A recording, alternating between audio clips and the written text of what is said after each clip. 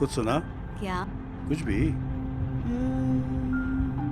अब लौट चले नैन बिछाए बाहें पसारे तुझको पुकारे वो रास्ते जो हमें अपने सपनों की ओर ले जाते हैं, कभी कभी उन्हीं रास्तों पर चलकर हमें लौटना भी पड़ता है। अब चाहे जिम्मेदारी कहें या मजबूरी, कभी कभी हमें कुछ ऐसे निर्णय लेने पड़ते हैं जो जरूरी होते हैं। ये निर्णय बेहद निजी होते हैं, फायदे और नुकसान की परिभाषाओं से परे, और हम इस रास्ते को केवल इसलिए चुनते हैं क्योंकि हमें ये उचित लगते हैं। हमारी यह कहानी कुछ ऐसे ही किरदारों की है जिन्हें आगे जाते हुए वापस आना पड़ा। हमारी इस कहानी के पहले किरदार हैं संजय, जो पेशे से फोटोग्राफर और डिजाइनर हैं। फोटोग्राफी में पूर्ण रूप से उतरने से पहले वे दिल्ली में अपनी एडवर्टाइजिंग और डिजाइन सर्विसेज की कंपनी चलाते थे। दिल्ली में करीब 25-30 साल हमने एडवर्टाइजिंग सेक्टर में प्रिंट कम्युनिकेशन और ऑडियो विजुअल्स और इस सब में करीब मैंने काम किया, और जो मेरा मेन फोकस था वो फोटोग्राफी पे था, जिस पर मेरा मेन स्टे रहा। उसके साथ साथ मैं चाहे डिज़ाइन भी करता था, लिखता भी था। फिर धीरे धीरे मेरा फोटोग्राफी में अपना वो बढ़ने लगा और रिकग्निशन मिलने लगी, और उस बीच मेरे को काफ़ी फ्रीलांस वर्क भी मिले, कुछ फोटोग्राफी एग्जीबिशंस भी लगाई। 2021 में फिर मैं अपने यहाँ पे, मेरे माता पिता का नैनीताल में पहले रहते थे, लेकिन स्वास्थ्य के कुछ प्रॉब्लम से और अपने उम्र के बढ़ने के हिसाब से वहाँ रहना उनके लिए संभव नहीं हो पाया, तो फिर वो हल्द्वानी में आके शिफ्ट हो गए थे। अब हल्द्वानी आके उनको सबसे पहले तो यही लगा कि सोशल लाइफ उनकी करीब करीब बिल्कुल ख़त्म हो चुकी थी। अब उनसे मिलने भी जो आते थे वो नैनीताल से ही लोग आते थे, कभी जो भी यहाँ से कभी जा रहे हो, नैनीताल आ रहे हो या पहाड़ जा रहे हो, कभी कभी मिलने आ जाते थे। उससे उनको थोड़े अंदर से नई ऊर्जा का संचार होता था, और उससे थोड़ा प्लस ईजा की तबीयत भी ज़्यादा ठीक ना होने के कारण और दोनों अकेले अपना यहाँ पूरा मैनेज करने से पिताजी बहुत बिजी रहे अपने आप को, लगातार उन्होंने अपने आप को बिजी रखा। अपनी ये बीमारी होने के बावजूद भी वो अपना बिल्कुल पूरा घर को चलाना, ये करना, लेकिन कान की सुनने की क्षमता कम होने से, और इसलिए हमें फिर उन्हें बाहर जाने को मना किया, जिससे कि वो काफ़ी कुछ उनकी डिपेंडेंसी बढ़ने लगी। फ़ोन भी नहीं सुन पाते थे, और ईजा जो है मोबाइल फ़ोन चलाने में उतनी सक्षम नहीं थी, तो बड़ी दिक्कत होती थी उनको। तो उसको उस तरह से उनको डे टू डे उसमें काफ़ी दिक्कत होने लगी। मुझे भी लगने लगा कि अब ये अकेले रहना इनके लिए थोड़ा मुश्किल है। तो 2021 में जुलाई से लेके 2022 जून तक मैं करीब 6 महीने यहाँ रहा और 6 महीने दिल्ली, मतलब 15 दिन यहाँ, कभी 15 दिन वहाँ, कभी 1 महीने यहाँ, ऐसे मैंने गुजारे। फिर उसके बाद सितंबर 2022 को अचानक हमें पता लगा कि हमारी माताजी आईसीयू में हैं और उनके तबीयत बहुत ख़राब है। हम सीधे मैं और मेरी वाइफ अपने एक बैग पकड़ के सीधे यहाँ पहुँचे। हॉस्पिटल से जब डिस्चार्ज किया और उनको, तो वो भी कहने लगे कि अभी सीधे इनके बचने के आसार कम है। तो फिर हम घर में रहे, तो करीब माताजी 5-6 महीने ऑक्सीजन में रही। वो जो 2 सितंबर 2002 से हमारा जून 2022 से जून 2023 तक का समय बड़ा ख़राब रहा मेरा, क्योंकि ये दोनों एक के बाद एक बीमार होते गए। पिताजी का कैंसर अचानक विभत्स रूप लेने लगा और वो बिल्कुल स्टेज 1 से स्टेज 4 में पहुंच गया था। जब हम लोग दिल्ली से इधर आए तो एल्डरली केयर के लिए हम लोग ना तो एक्सपोज थे, ना हम लोगों को ट्रेनिंग थी, और क्या होती सिचुएशन, क्यों जैसे आई उसको वैसे ही हैंडल करना पड़ा। उसमें कितने बार हम खींच भी जाते थे, पिताजी का ऊंचा सुनने से लेके, और प्लस एकदम से कंफ्यूज हो जाना, फिर समझाने में पेशेंस रखना, ये चीज़ें हम काम के साथ साथ हमें सीखनी पड़ी। कि शुरू में हम खींचते थे, और जब हम अपनी आवाज़ ज़ोर से सुन नहीं पा रहे, ज़ोर से, जब कहीं बहुत ज़ोर से, हमारा ये नहीं था कि एक आवाज़ को ज़ोर से अपनी फ्रीक्वेंसी बढ़ा के टोन वही रखनी, हमारी टोन बदलने लगती थी, जिससे वो अचानक वो चिढ़ जाते थे कि ये कि बोलने का तरीका नहीं है। फिर हमें भी उस चक्कर में अपना काफ़ी कुछ सुधारना पड़ा। फिर हमने पहले तो स्लेट लेके आए, उसमें लिखा, कम्युनिकेशन वैसा किया कि थोड़ा जल्दी कम्युनिकेशन समझ में आ जाए। और हमारी जो ईजा थी, ईजा का तो क्या था कि उनको एक डिमेंशिया सा होने लगा था और वो भूलने लगी थी। मतलब तो ये हो गया था, बीच में पिताजी को भी देख के गई थी ये कौन है, ये कौन है जो रोज़ लगातार घर में रह रहे हैं, और उसको साथ डील करना, फिर उसकी केयर करना। फिर अब जैसे वहाँ से हल्द्वानी से आते ही हॉस्पिटल से आप डिस्चार्ज हुए, 15 मिनट में मैं वहाँ पे वो एक क्रैश कोर्स हॉस्पिटल में ही लिया कि मुझे घर आके उनको नेबुलाइज़र देना था, उनका ऑक्सीजन सिलेंडर कैसे ऑपरेट होगा, फिर दूसरा ऑक्सीजन का जो वो होता है कंसंट्रेटर वो भी लेके आए थे, और सिलेंडर क्योंकि लाइट बहुत फ्रीक्वेंटली यहाँ जाती है, उसको इंटरचेंज करना, फिर कैसे बदलना, कितना वो करना, और उसके साथ साथ आपको मेडिकेशन में जाना, फिर वो इंसुलिन के इंजेक्शन देना, ये खुद ही किया 15 मिनट के क्रैश कोर्स में। और उसके बाद उनको ट्रैक करना, फिर उनको जैसे डायपर्स बदलने से पिताजी का लास्ट में उनका जब उनके हिलने डुलने में प्रॉब्लम होने लगी तो फिर हमने उनको डायपर्स पहनाने शुरू किए। इनिशियली वो बड़े उसके लिए वो थे, बड़े एडमेंट थे कि मैं नहीं करूँगा, खुद जाऊँगा, क्योंकि सारे काम खुद करते आए थे। तो ये सारी चीज़ों को फिर देख के लगता है कि एल्डरली केयर के लिए एक तो हम लोगों को एक तो प्रिपेयर्ड है नहीं ना, हम लोगों का इस तरह का यहाँ पे कोई सिस्टम है ना, लोग बाग जब तक सिचुएशन सर पे नहीं आ जाती तब तक हम लोग उसके लिए प्रिपेयर नहीं हो पाते। तो 2023 में हमारे पिताजी की जून में उनकी डेथ हुई। उसके बाद माताजी भी 2 बार तो वो भी आईसीयू के चक्कर लगा के आ गई थी, लेकिन हम लोग घर में रहने से या फिर जो भी उनको सपोर्ट मिला था, उनके स्वास्थ्य पहले से थोड़ा बेटर है, क्योंकि मेंटल अलर्टनेस उनकी बढ़ गई है। चाहे उनका मसल लॉस और हार्ट और उनके लंग्स की हालत ठीक नहीं है, लेकिन उनको अभी भी 24/7 सपोर्ट चाहिए। जिस वजह से हमें जो है घर पे हल्द्वानी में मेरे लिए एक ऐसा कुछ एक तो काम मेरे हिसाब का कुछ यहाँ पे है नहीं, और नंबर 2 क्योंकि मैं घर से बाहर लंबे टाइम के लिए नहीं जा सकते, और जिस समय के लिए हमारे घर में हेल्प आती हैं तो सुबह का करीब 3-4 घंटे की विंडो मिलती है, और फिर शाम को 1-1.5 घंटे का मिलता है टाइम, जिसमें हम बाहर सब्जी लेने चले जाते हैं। बाकी टाइम हमें घर पे रहना पड़ता है, तो वो 2-3 घंटे सुबह हम कुछ करना बहुत ही मुश्किल है। जब हम शुरू में हमें जब इमरजेंसी में यहाँ आना पड़ा तो उस समय, और प्लस उसके साथ हम 1 साल तक जिस तरह से बिजी रहे इन लोगों की केयर करने में, हॉस्पिटल के चक्कर लगाने में, ऑक्सीजन सब सिलेंडर इसके चक्करों में, तब हम लोग बीच में कभी हमें फ्रस्ट्रेशन भी होने लगता था कि हमारा तो सब कुछ काम धाम घर बार सब छूट चुका है और हम आगे क्या हमारी लाइफ होने वाली है। तो फ्रस्ट्रेशन, उसके बाद फिर मैंने और मेरी वाइफ ने डिसाइड किया कि अब देखो, अब क्योंकि हमारा सब कुछ तो दिल्ली में ही है सब कुछ, या कुछ जो है बचा हुआ कुछ नैनीताल में है। फिर हमने कहा हम चलो इसी सिचुएशन को अब एक्सेप्ट करते हैं कि इसके अलावा हमारे पास कोई दूसरा रास्ता है नहीं, अब इसी में से ही हमें कुछ ढूंढना पड़ेगा कि इसी सिचुएशन में रहते हुए हम अपना कुछ करें। प्लस क्योंकि अब माताजी के साथ, ईजा के साथ जैसे रह रहे हैं, तो उसका तो ये सिचुएशन कुछ दिनों से लेके कुछ सालों तक कभी भी चल सकती है, कितनी भी लंबी हो सकती है। संजय एक ऐसे मुकाम पर हैं जहां उन्हें खुद नहीं पता कि उनका कल क्या होगा, पर वो संभावनाएं खोज रहे हैं। संजय से मिलती जुलती कहानी है दीपक की। दीपक आईटी सेक्टर में थे, बॉस्टन का वीजा लग चुका था, उनका सपना पूरा होने की कगार पर था, पर तभी उन्हें अचानक घर वापस आना पड़ा। मैं हमेशा से ही इंजीनियरिंग का एस्पिरेंट था, तो उसके लिए मैंने इंजीनियरिंग के एग्जाम्स दिए, तो मेरा द्वाराहाट इंजीनियरिंग कॉलेज द्वाराहाट में एडमिशन हुआ। उसके बाद 2005 से 2009 में मैंने पास आउट किया। पास आउट करने के बाद मैं बेंगलोर चला गया जॉब सर्च के लिए। जॉब सर्च के 2 महीने बाद लकीली मुझे जॉब मिली, ऑल्दो वो एक रिसेशन का पीरियड था, किसी की जॉब लग नहीं रही थी 2009 में।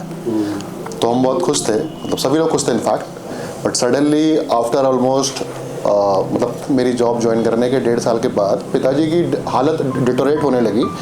वो क्रोनिक किडनी पेशेंट तो पहले से थे। क्रोनिक किडनी पेशेंट का मतलब ये है कि किसी की किडनियाँ बहुत लंबे समय से ख़राब हो रही हैं, तो एक बार में तो किडनी काम करना बंद नहीं करेगी, वो धीरे धीरे बंद कर रही है।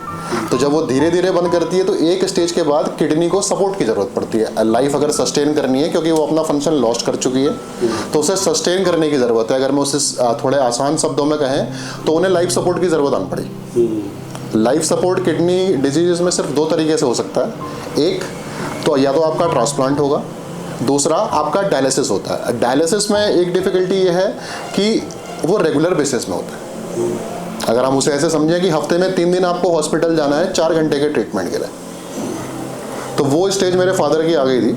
तो उस सिचुएशन पे मेरे पास कोई ऑप्शन नहीं था। ऑप्शन कहें या मैं खुद चाहता था कि उनके लास्ट जो उनका टाइम है लाइफ का, उसमें उन्हें हेल्प करिए, क्योंकि वो ऐसा नहीं था कि मैं उसे रिमोटली एक्सेस कर सकता हूँ या रिमोटली उनके लिए कुछ कर सकता हूँ। और वो एक दिन की प्रॉब्लम नहीं थी, वो शायद एक दिन भी जी सकते थे, वो शायद 10 साल भी जी सकते थे। तो जो मेरी प्लानिंग होती वो इस तरीके से होनी चाहिए थी कि मुझे कुछ नहीं पता है अपनी प्रोफेशनल लाइफ के बारे में।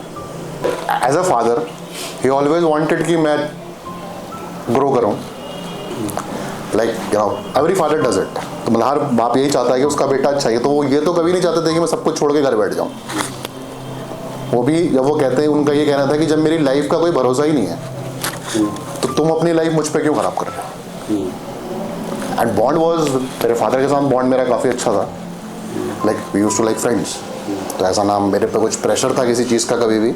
Entire life whatever resources जो फादर के पास थे, he was happy to give it to me, और he was doing everything but he could have done.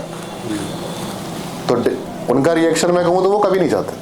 और इनफैक्ट वो तो छोड़िए, मतलब मैंने ऐसा फेस भी देखा है कि लाइक रिलेटिव्स आके कहते थे इनकी ज़िंदगी का कोई भरोसा नहीं, तुम अपनी ज़िंदगी क्यों ख़राब कर रहे हो। तो उस बात का जवाब मेरा एक ही था, ये तो मैं करना चाह रहा हूँ, जो मैं आज हूँ वो भी इन्हीं की वजह से हूँ। लाइक मैंने इंजीनियरिंग करी, मैं खुद तो कर नहीं सकता था। My education everything was taken care of by my parents. तो जब उन्होंने मेरे लिए सब कुछ करने से पहले नहीं सोचा तो मुझे भी नहीं सोचना चाहिए। And I was very clear कि अगर उनकी जो लास्ट जर्नी है, it should not be depend on someone else rather than on me. For me, वो मेरे ऊपर तो उनका हक है। लाइक अगर मैं उनके सब एसेट्स ले रहा हूँ तो लायबिलिटी भी मेरी है, टू बी वेरी, अगर मैं उसको प्रोफेशनल शब्दों में भी हूँ। तो उस सिनेरियो में मुझे यहाँ आना पड़ा। अब 5 साल का जो गैप हो चुका था, तो वो मुझे उसमें मैं अपने दोबारा से अपने फील्ड पे तो नहीं जा सकता था कि वहाँ अगर मैंने 2 महीने का भी ब्रेक लिया है तो मेरे लिए डिफ़िकल्ट होगा उसको मीट आउट करना, क्योंकि नए लोग भी आ रहे हैं बाज़ार में, नए चेंजेस आ रहे हैं बाज़ार में, जिससे मैं बड़ा दूर हूँ। तो सर्टेनली फिर मैंने यहीं रहने का फ़ैसला किया। फैसला क्या, मुझे रहना ही था। फिर LLB, अब नया सवाल ये आता है कि लॉ ही क्यों, जो मेरा प्रेजेंट प्रोफेशन है, क्योंकि कई सारे प्रोफेशन हैं। तो लॉ ही क्यों मैं, जो मेरा विजन, जो मेरे पास फ्री टाइम भी था उन 5 सालों में जो मैंने फादर के साथ लगाया, तो आई यूज्ड टू सी कि सारी दुनिया चल तो लॉ के हिसाब से रही है, ऑल दो प्रैक्टिकली वो इम्प्लीमेंट हो या ना हो। बट अगर हम रोड के लेफ्ट साइड या राइट साइड चल रहे हैं तो वो भी एक लॉ है। अगर मुझे कुछ अधिकार मिल रहे हैं तो वो भी कहीं लिखे हैं। तो वो चीज़ मुझे काफ़ी टच करी। और मुझे कुछ हमारे पर्सनल लिटिगेशन फैमिली के थे, तो उसमें ये भी लगा कि there are need of good lawyers in the society. As I was good in academics, तो मेरे लिए एग्ज़ाम क्वालिफाई करना कोई बड़ी बात थी नहीं लॉ की। तो वो किया, फिर मेरा इंटरेस्ट डेवलप होता गया and luckily I would say, और may be the hard work I would say, मुझे उसी तरह का काम भी मिलने लगा। जनरली लोगों को ये इनिशियल फेजेस में ये डिफ़िकल्टी होती है कि हमारे पास काम नहीं, तो वो डिफ़िकल्टी मेरे सामने नहीं है। अपने नए करियर में दीपक अपनी खास जगह बना रहे हैं। एक प्रतिष्ठित वरिष्ठ अभिवक्ता बनना अब उनका सपना और लक्ष्य है। कुछ दीपक की ही तरह अपने नए सपने सजोने में लगे हैं हमारे कहानी के तीसरे किरदार हिमांशु। मिडिल ईस्ट में टेक्नोलॉजी सेक्टर में काम कर रहे हिमांशु घर आए तो थे अपने माता पिता की सालगिरह के लिए, पर उन्हें यह नहीं पता था कि अब यहीं रुककर उन्हें अपने आगे का सफर तय करना होगा। For 10 years I was in Dubai. From 2002 till 2012 April I was in Dubai. अच्छा खासा जॉब था, अच्छा खासा वर्क चल रहा था। 2012 में I moved to Oman, Muscat. वहाँ मैं department manager, project management office था, मैं उसको देखता था। And everything was going smooth. Then 2015 दिसंबर 18 दिसंबर 2015 को मैं इंडिया आया था। ईजा बाबू की हमारी 50वीं वेडिंग एनिवर्सरी थी। तो उस एनिवर्सरी के लिए मैं इंडिया आया। तो आया और उसके within 15 minutes my father collapsed. उनका एक माइनर ब्लड क्लॉट आया था ब्रेन में, और उसकी वजह से उनका सीजर हुआ, और साथ में उनका अपेंडिसाइटिस का भी प्रॉब्लम हुआ था उस समय, जिसकी वजह से वो बेहोश हो गए थे। तो जब वो एपिसोड हुआ और जब मैं उनका ट्रीटमेंट करा रहा था बरेली में, तो मेरे को लगा कि it's high time that I need to be with my parents. Though my sister is looking after them, we have very good neighbourhood, लेकिन जो एक आपका फ़र्ज़ होता है वो आप ही को करना पड़ेगा। आप ये नहीं कह सकते कोई और निभा रहा है तो मैं क्यों निभाऊं, मैं तो अपनी ज़िंदगी जी रहा हूँ। देखिए, एक फैमिली है, फैमिली में अगर जैसे मेरी 2 बहनें हैं और मैं अकेला बेटा हूँ। अब होता क्या है कि my sisters are fulfilling their responsibilities. अगर मैं देखूँ मैं अपनी रिस्पॉन्सिबिलिटी फुलफिल कर रहा हूँ कि नहीं कर रहा हूँ, मैं किस चीज़ के लिए कर रहा हूँ, मैं अपने आप को अपनी फैमिली का ध्यान रखने के लिए कर रहा हूँ या फिर मैं अपने लिए कर रहा हूँ। I think that matters a lot. I think जब हम छोटे थे, हम बचपन में थे, तो हमारे क्या था कि उंगली पकड़ के हमारे पिताजी हमको घुमाने ले जाते थे। हमने कहा कि भाई हमको ये पर्टिकुलर टॉफ़ी चाहिए, हमको ये चीज़ चाहिए, तो वो देते थे, चाहे वो बीमार हैं, चाहे वो उनको कुछ भी है, लेकिन दे वर लुकिंग आफ्टर अस। तो मेरे माइंडसेट में ये था कि at this point of time अगर मैं नहीं करूँगा तो कौन करेगा, अगर मैं नहीं करूँगा तो भाई कौन करेगा, पड़ोसी करेंगे, मेरी सिस्टर तो देख ही रही है, लेकिन मेरा रोल क्या है। ऐसा तो नहीं उन्होंने मेरी सिस्टर को ही ध्यान रखा, उन्होंने तो मेरा भी ध्यान रखा ना। जब उन्होंने मेरा भी ध्यान रखा तो मेरा क्या फ़र्ज़ बनता है उनके लिए, वो बहुत इम्पोर्टेंट था मेरे लिए। और जहाँ तक बात आती है कि पैसा कमाने की, लाइफस्टाइल की, अपने लिए क्या करना है, तो वो मेरा एक दिमाग में हमेशा से ही रहा है कि पैसा एक ऐसी चीज़ है, वो आ ही जाता है अगर मुकद्दर में हो, तो हमेशा से रहा है। और पैसा एक इसलिए इम्पॉर्टेंट है कि it is good enough to buy you convenience, right. It is basically a means of finding the solutions, that's it, nothing beyond that। कि मेरे पास बहुत ज़्यादा भी पैसा हो जाएगा तो मैं उसका करूँगा क्या, एक दूसरी गाड़ी खरीद लूँगा, थोड़ी सी बड़ी गाड़ी खरीद लूँगा, उसके ऊपर से क्या होगा, उसके ऊपर से तो कुछ नहीं होने वाला ना पैसे का। तो मैंने सोच के इस विचार से कि भाई मेरा जो फ़र्ज़ है वो मेरे को ही फुलफ़िल करना है, मेरी सिस्टर जो कर रही है वो उसका काम है, वो उसने करा या नहीं करा वो उसका आउटलुक है, जबकि मेरी सिस्टर ने बहुत करा है। मेरी एब्सेंस में she was looking after my parents, but now it is time for me to participate and fulfil my part of the role and do it. And when I came back to India, उसमें पापा की तबीयत ख़राब थी, his eyes were depleting, his ears were depleting, and he would always say तेरे को जो करना है कर, but at the end of it जब तुम उनके साथ रहते हो ना तो उनको रियलाइज़ होता है कि हाँ उनको एक कॉन्फिडेंस आ गया, वो सुकून में है, वो एक सुकून उनके चेहरे पे आने लगता है, एक वो आपकी चिंता छोड़ देता है, उनको ये लगने लगता है कि भाई हमारे साथ में मेरे बच्चे हैं। वो एक बहुत इम्पॉर्टेंट फैक्टर है किसी भी माँ बाप का, beat in India or beat outside India, my parents or your parents or anyone else's parents. I think the parents will always think in that way, yes, our children are together, we are a cohesive family. Everyone is being looked after. I am looking after them, they are looking after me. And I am not sure whether I am looking after them, but at least they are looking after me. मैं तो सिर्फ अपना फ़र्ज़ पूरा कर रहा हूँ, जो मेरे को ज़रूरी है करना। I cannot ignore that. अब मैं इंडिया तो आ गया, अब मैं यहाँ करूँ क्या, मतलब इट वॉज वेरी फ्रस्ट्रेटिंग कि बाहर जाना है तो उनको बता के जाना है, because they will get nervous कि बाहर जा रहा है, वो तो मेरे को बच्चे की तरह देख रहे हैं। अब मैं हूँ 42 ईयर ओल्ड, तो मेरी, और जब पूरे 14 साल में बाहर रहा हूँ, विदेश में रहा हूँ, तो उनका जो मेरे को देखने का तरीका और मेरा जो अपने को देखने का और पूरे समाज को देखने का तरीका बहुत अलग है। जब यहाँ आ गया, अब यहाँ पे क्या करा जाए, तो that was a big thing कि भैया आ तो गए। तो आइडिया ये था कि भैया हम तो प्रोजेक्ट मैनेजमेंट वाले हैं और पब्लिक स्पीकर रहे हैं, प्रेजेंटेशन स्किल्स अच्छे हैं, तो बिज़नेस प्रोसेस मैनेजमेंट कंसल्टेंसी करेंगे। तो और वही मेरा मतलब पूरा दुबई और ओमान का जो मेरा करियर रहा है, उसमें मैं through and through I was into this. Business process management and project management consult मतलब जॉब था मेरा। अब यहाँ आए तो यहाँ पे फिर मेरे को लगा कि हल्द्वानी एक ऐसी जगह है जहाँ पे सब ज्ञानी लोग हैं। यहाँ पे किसी को ज्ञान दे के बताना कि भाई तुम इस चीज़ को ऐसे इम्प्रूव कर सकते हो, ये बड़ा बेहद मुश्किल काम है। और हल्द्वानी से बाहर जाने का पर्पस था नहीं, क्योंकि अगर हल्द्वानी से बाहर जाके दिल्ली में जॉब करना तो 3 घंटा आगे हम मिडल ईस्ट में थे, तो क्या बुराई थी।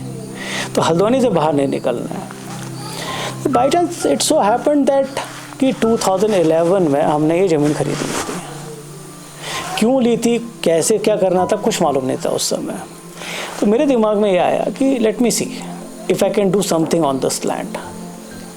तो जब लगा कि भाई प्रोजेक्ट मैनेजमेंट कंसल्टेंसी वगैरह में मज़ा नहीं आ रहा है और वहाँ पे ज़्यादा अपॉर्चुनिटीज़ नहीं मिल रही हैं और वो सूटेबल नहीं लग रहा है, तो I gave up that idea. And 2016 and और अर्ली 2017 स्टार्टेड। मैंने इस फार्म पे काम करना शुरू करा। मैंने अपने फार्म को डेवलप करना शुरू करा। उसके 2 चीज़ें थी। एक कि मेरा यहाँ पे रह के इसको समझना कि यहाँ पे क्या हो रहा है। मैं सुबह उठता हूँ तो मेरे को कैसा फील हो रहा है। मैं यहाँ पे सुबह जब वॉक करता हूँ तो मैं यहाँ के जो मेरे को हवा है या फिर यहाँ की जो प्रॉब्लम्स हैं, यहाँ के जो सॉल्यूशंस हैं, वो मेरे को समझने की बहुत ज़रूरत है। मैं जब रात को यहाँ सोता हूँ तो मैं एक कलकट सपना लेके सोता हूँ। अगर मैं हल्द्वानी में अपने पेरेंट्स के घर पे रहूं तो वहाँ तो अपने डे टू डे प्रॉब्लम्स हैं ही ना, कि भाई दवाई ख़त्म होनी है, कल राशन लेके आना है, कल ये करना है, दवाइयाँ ख़त्म होने वाली हैं या मेड आने वाली है या फिर प्लम्बर का काम है। वहाँ के अलग समस्याएं हैं, वो सॉल्व हो जाएंगी अगर मैं 2 घंटा भी करूँ। लेकिन यहाँ पे because I am nurturing this place as my baby, मेरा यहाँ पे सोना बहुत इम्पोर्टेंट था। तो मैंने यहाँ पे एक अपना छोटा सा घर बनाया और फिर मैं यहाँ पे रहने लगा। क्योंकि हल्द्वानी से आके डेली सुबह सुबह और फिर वापस जाओ, तो आप जिस जगह पे सोते हो ना, रहते हो ना, जहाँ पे सोते हो, उसका बड़ा इम्पोर्टेंस होती है कि आपका कल कैसे जाने वाला है। That becomes very very critical. तो आई डिसाइडेड टू स्टे कि मेरे को यहीं रहना है। I need to sleep with the problems of this place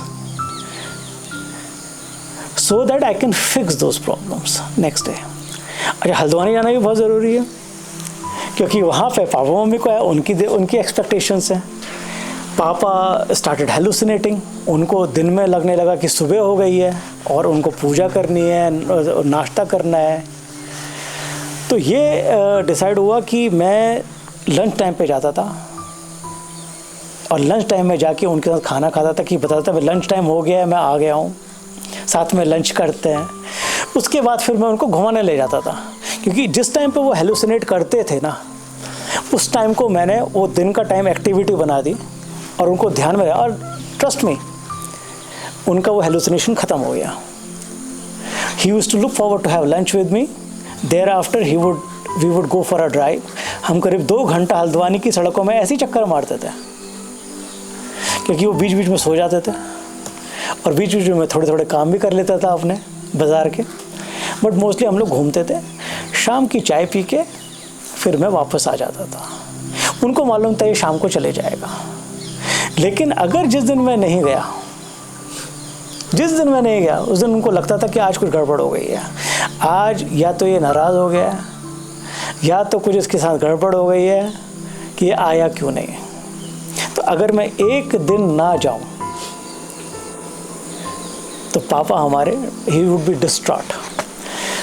अब 19 मई को he passed away, my father passed away.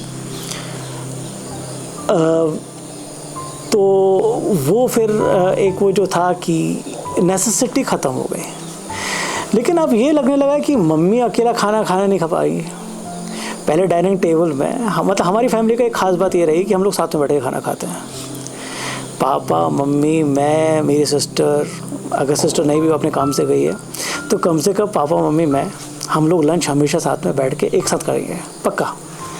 हमारे वहाँ अलग अलग खाना कोई नहीं खाता है और सब लोग वही खाना खाते हैं जो एक टेबल में बनता है।